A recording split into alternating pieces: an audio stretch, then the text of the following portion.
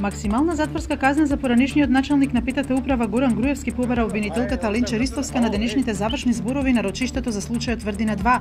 Таа побара судот да ги оцени отежителните околности, односно тоа што обвинетиот, иако знаел дека постапката е во тек, избегал. За останатите 6 мина обвинети Ристовска побара алтернативна казна, а тие пред судот изјавија дека постапувале по налог на Груевски.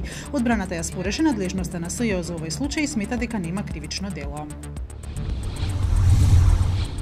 The Paradise Papers или рајските документи се големо ново протекување на документи од две компании со офшор сервиси на Бермуда и во Сингапур, како и од 19 корпоративни регистри одржувани од владите во таинствените офшор юрисдикции. Споделени се вкупно 13,4 милион документи кои откриваат врски помеѓу Русија и американскиот председател Доналд Трамп, тајни сделки на најблиските соработници на канадскиот премиер Џастин Трудо, на кралицата Елизабета, музичарот Боно и стотици познати граѓани во светот со мултимилионски и мултимилиардерски сметки, од кои што 120 се политичари.